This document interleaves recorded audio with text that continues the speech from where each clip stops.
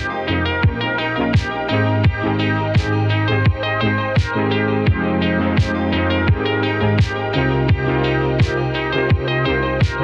voulais commencer par vous dire que voilà, si ça s'appelle comme ça aujourd'hui, ce titre un peu coup de poing, et si la science n'existait plus, c'est un peu de ma faute.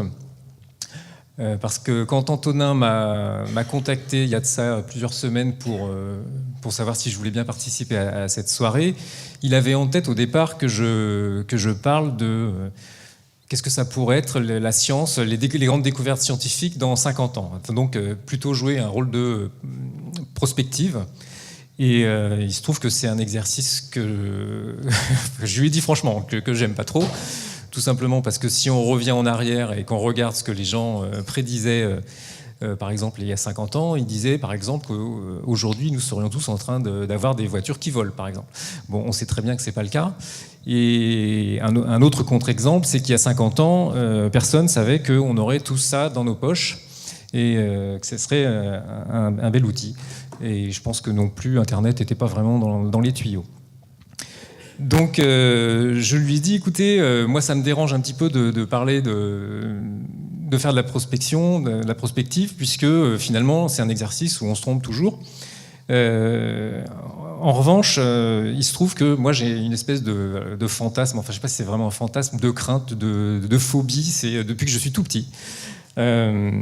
C'est qu'on retourne un jour à la préhistoire, à l'âge de pierre, qu'un jour tout disparaisse, donc que la science n'existe plus. Et quel serait ce monde-là? Comment est-ce qu'on se débrouillerait dans ce monde-là? Comment est-ce qu'on survivrait dans ce monde-là? Et est-ce qu'on tiendrait 10 jours, 5 jours ou moins? En combien de temps on mourrait ou est-ce qu'on arriverait à survivre? Et c'est une question que je me pose souvent, et je me suis posée il n'y a pas encore très longtemps, et je l'ai dit à Antonin. Je marchais dans la rue, et j'ai trouvé ça par terre. Alors évidemment, vous ne voyez pas ce que c'est, parce que vous êtes trop loin. C'est un trombone. Et je me suis dit, voilà, si jamais j'étais transporté 10 000 ans en arrière, est-ce que je saurais faire ça avec tout ce que je sais déjà, moi, homme du 21e siècle, avec tout ce que j'ai appris à l'école, avec tout ce que j'ai appris dans ma vie professionnelle, avec tout ce que je sais, on est censé être les humains les plus savants de toute l'histoire de l'humanité. Est-ce que je saurais faire ça? Est-ce que vous sauriez faire ça? Et alors ça a l'air de rien cet objet, puisque d'ailleurs tout le monde les jette et qu'on les trouve par terre. Et je me suis dit, bon, effectivement, c'est pas un objet extrêmement technologique, hein, c'est jamais qu'un fil d'acier qu'on a plié, etc. Sauf que qui sait, là, dans cette salle, fabriquer ça? Un fil d'acier. Et ça veut dire plusieurs choses. Après tout, on est ici dans l'école des mines, qui était une école qui, à l'origine, si je ne me trompe pas, était destinée à former les ingénieurs qui, justement, assureraient la production minière de la France. Donc, fabriquer un fil d'acier, ça implique évidemment de trouver et d'exploiter le minerai de fer. Ça implique aussi d'avoir du charbon, puisqu'il faut les deux pour fabriquer de l'acier. Et ensuite, ça veut dire aussi fabriquer des machines pour fileter cette chose, etc., etc. Et donc, je me suis rendu compte que, bon, même si je pense qu'on n'a pas besoin d'avoir de connaissances scientifiques très poussées pour arriver à faire ce genre d'objet. Pour mémoire, je suis allé regarder, le trombone tel qu'on a maintenant, ça date de la fin du 19e siècle. Donc c'est quand même assez récent. On aurait su faire sans doute, et sans doute dès l'Antiquité, on pouvait faire du fil métallique et on pouvait faire ce type d'objet. Bon, on n'avait pas forcément l'utilité. Donc je me suis posé la question de savoir, effectivement, dans les objets du quotidien et les objets qu'on manipule tous les jours et certains auxquels on ne donne pas de valeur, lesquels on saurait encore refaire. Bon, celui-là peut-être arriverait. Avec un peu de chance, on trouverait peut-être une météorite. J'ai vu récemment qu'il y avait la dague de Toutankhamon dont le fer provenait d'une météorite.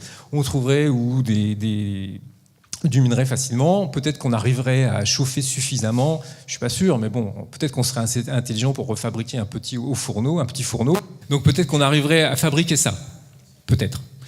Et puis, je me suis dit, voilà, je vais aller à une conférence. Alors, je ne savais pas qu'il ferait 40 degrés, mais je me suis dit, il y aura sûrement ça sur la table. Et ça, c'est pareil. Cette bouteille-là, on va tous l'acheter à la poubelle à la fin, une fois qu'on aura bu ce qu'il y a dedans. Sauf que, qui sait, ici, fabriquer ça? Je pense personne. Et donc, je me suis renseigné, et je me suis suis dit, tiens, de quand ça date la bouteille en plastique? Donc ça date de 1960. Alors au début, elles étaient en PVC, maintenant elles sont en PET, qui est un produit qui est issu directement de la chimie du pétrole. Des bouteilles comme ça, on en fabrique 200 milliards par an, actuellement sur Terre. Donc c'est issu tout droit de la chimie du pétrole, et je suis même allé regarder comment c'était fait. Alors je ne l'ai pas appris par cœur, j'ai noté, parce que sinon... Donc pour fabriquer une bouteille en PET, pour fabriquer du PET, pardon, il faut faire une opération qui s'appelle la polycondensation de l'acide téréphthalique avec l'éthylène glycol. Voilà. Et donc ce genre de choses, évidemment, sans la science, on oublie. Bien sûr. Alors effectivement, on a su fabriquer d'autres types de bouteilles. On savait fabriquer des bouteilles en verre depuis l'Antiquité. Donc on ne serait pas complètement démuni vis-à-vis de l'objet bouteille. C'est l'objet bouteille en plastique là qui m'intéresse.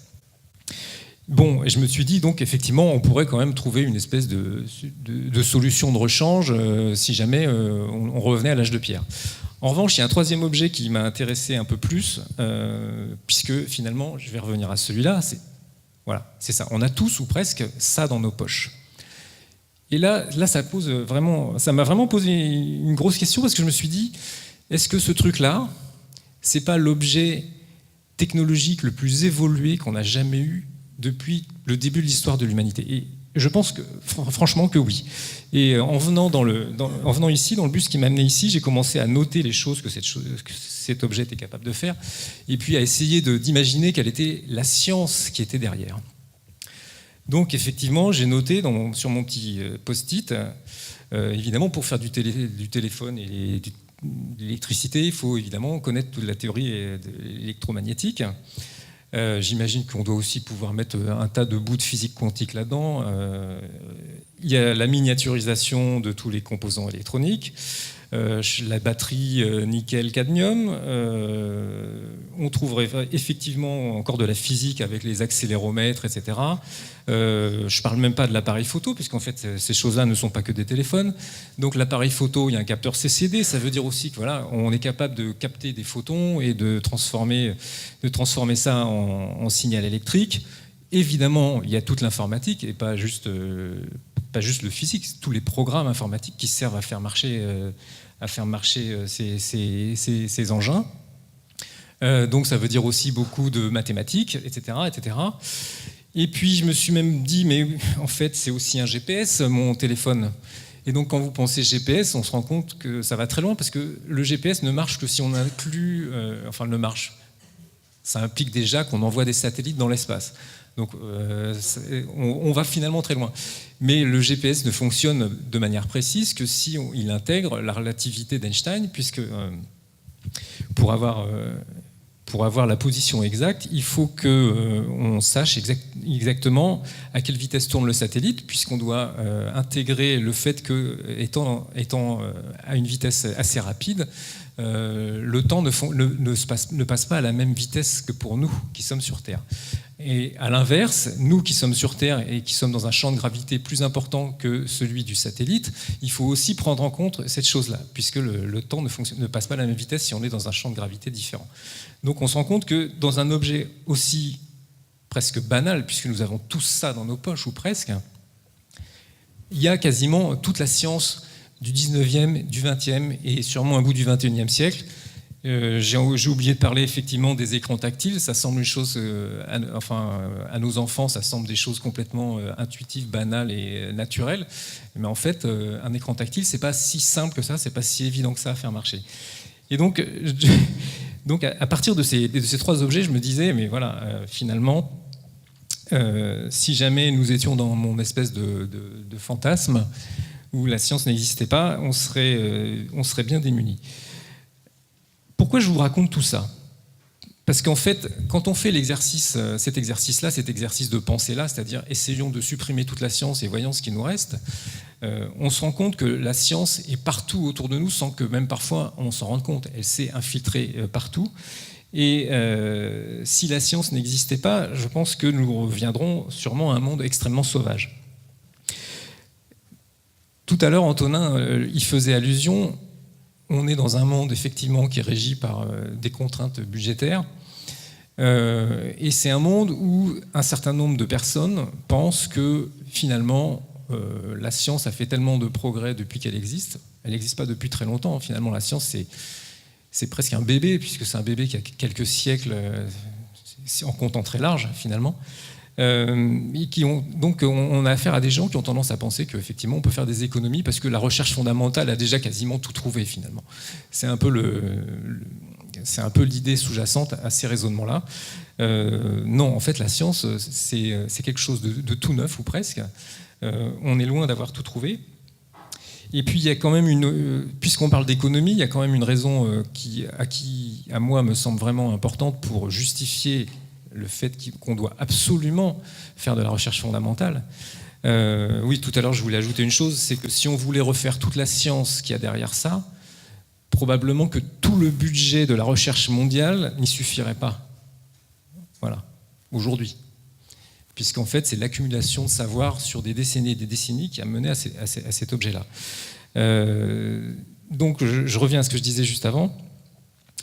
C'est que nous sommes dans un monde, dans des sociétés riches, post-industrielles, mais où la richesse, justement, notre richesse maintenant, notre bonne santé économique doit absolument venir de l'innovation, et donc elle doit forcément venir de la science. Donc s'il y a bien une chose à ne pas supprimer, à ne pas faire disparaître, c'est la science. Voilà, je vous remercie.